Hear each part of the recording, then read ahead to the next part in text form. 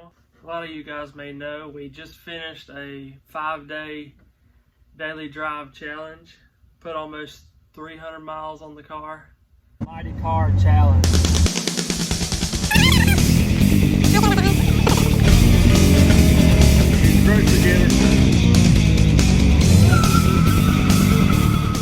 So basically that is right at 1,000 miles on this new MPX setup. So consider this my review on the setup. Pretty simple setup as far as supporting mods. Front mount intercooler. Fuel system is just 60-pound injectors and a 255 liter per hour fuel pump from Walbro. Of course, we got all the MAGNUM POWERS flow and system, 85mm setup. Short block by David Dalk. Went to supercoupeperformance.com and I bought the MAGNUM POWERS Power Package #1. Basically, it comes with all your belts and your pulleys. It comes with the MPX case from MAGNUM POWERS, the inlet plenum. Of course, the setup I went with was the 85mm setup versus the 75. With the original M90 setup, you have basically a rounded edge rectangular port. Kind of traps a lot of heat, doesn't flow very well.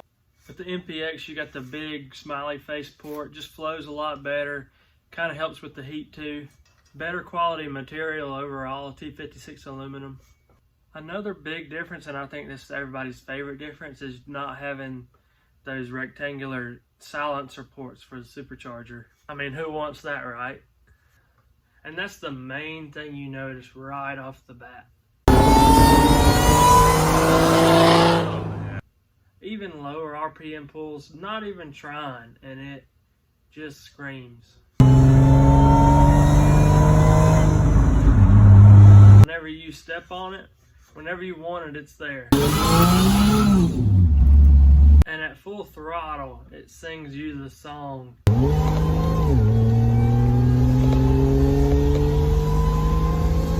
I tell people all the time, these cars aren't the fastest, but it's hard to beat that sound. Nothing sounds like this.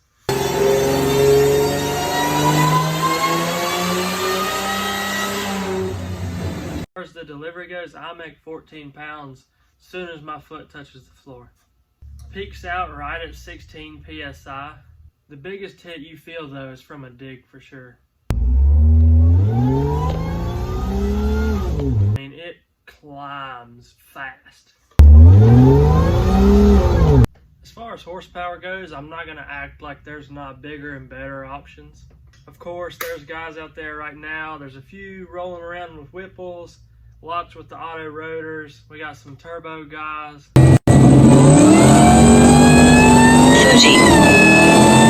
60. With the turbo options, things are pretty much limitless as far as boost goes.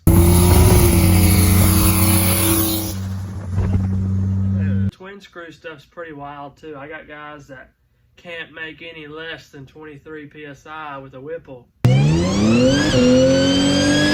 With my humble bolt-on setup, I didn't have to change the intake manifold, the fuel rails.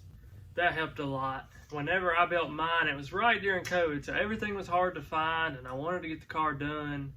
The MPX setup was there. I didn't have to make any changes. I didn't have to change anything. I was able to just throw it on. No changes as far as fitment goes. But I'm not going to rag on the MPX too much. There's been some MPXs on the dyno make a lot of power.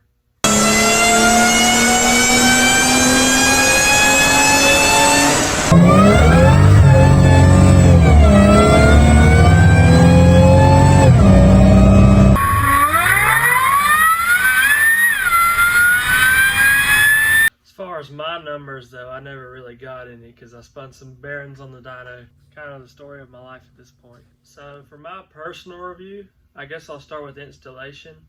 I'd probably give that a 10 out of 10. Nothing really as far as fitment goes. Pretty self-explanatory. Now let's go with power. As far as the power goes, I would give it probably an 8 out of 10. Oh my gosh, she's so torquey.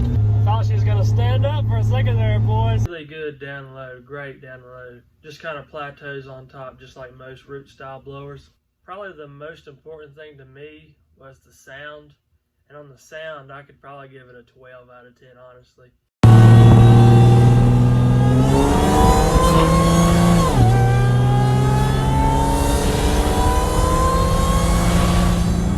Just the scream and how effortless it comes.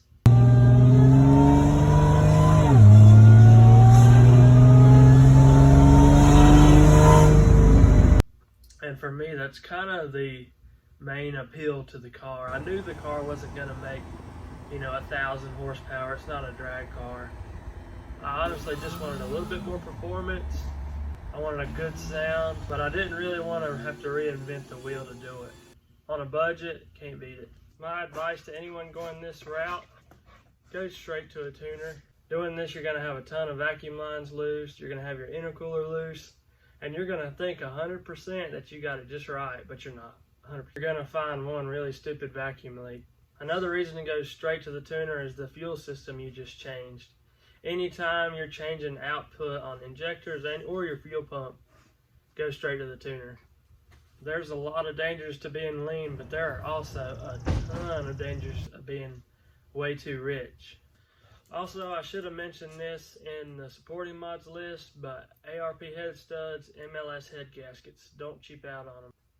But my final say on this, guys, is just go get it. Go try it out. I think it was worth it.